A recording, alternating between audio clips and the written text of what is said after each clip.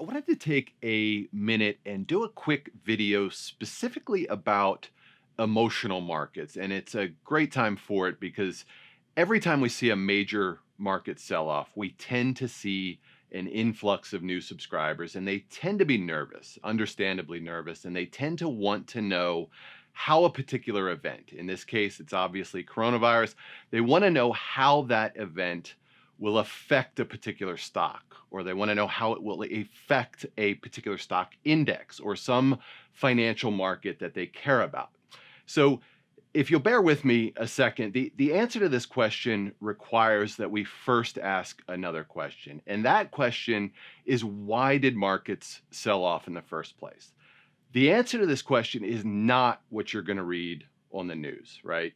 In the news, you've probably read that fears about coronavirus caused the selling, or maybe you read that the slowdown in China caused the selling, maybe outbreaks in Italy caused the selling. These rationales are objectively incorrect. And we know that they are incorrect because all of these supposed causes were well known, were well documented, and were in place before the actual selling, right? In fact, this time, even the mainstream press had difficulty connecting coronavirus to the actual sell-off. There was this fantastic Bloomberg headline. It was on February 24th. My colleague Steve Hochberg talked about it.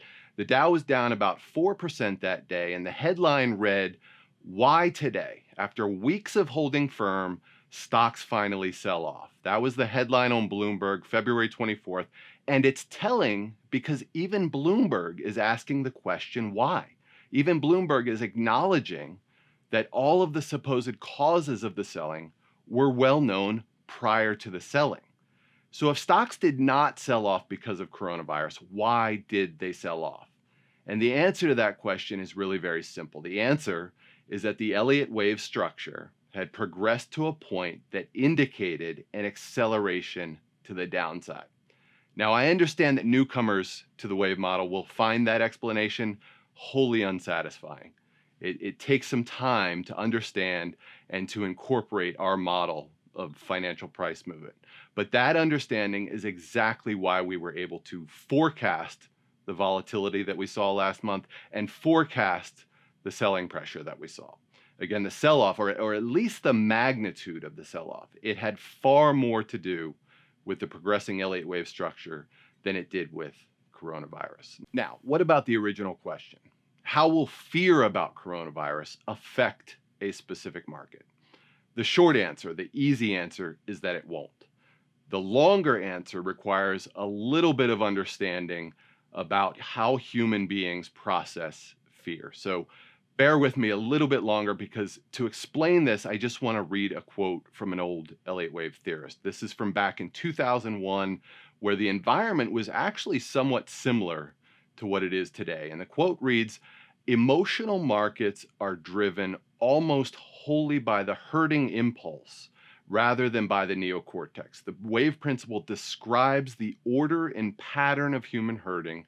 Ironically, then, emotional markets are more orderly than non-emotional markets. People feel that emotional markets are disorderly, but that is only because their limbic systems are giving off emotions that produce stress, which is what makes people respond to the impulses in the first place." This next part is what's important. The theorist wrote, "The impulses that produce those emotions are hardwired into the unconscious, which is what makes their graphic results pristinely orderly." Okay, so there's lots to unpack there. So here's the cliff notes, because I know that's an overly technical explanation for most people. Simply put, emotional market environments, right? Fast moving emotional markets like today, they actually produce clearer wave counts. I know it's counterintuitive, but we see it all the time. This kind of environment, it plays havoc with most other approaches, but it actually serves our approach better. It's a side benefit of wave analysis that personally I find to be very, very helpful. It's helpful because when everyone else is running around completely lost, we Elliotticians are calmly sitting back and doing exactly what we've always done, which is tracking probable wave patterns against some very simple rules and guidelines, right? It really is that simple. And I know Veteran subscribers have heard this speech before. You likely checked out of this video a long time ago. But speaking to the newcomers out there, you actually picked an incredible time to come aboard and to learn about our approach, because these are precisely the kind of market environments where wave analysis thrives. So welcome aboard and stay tuned.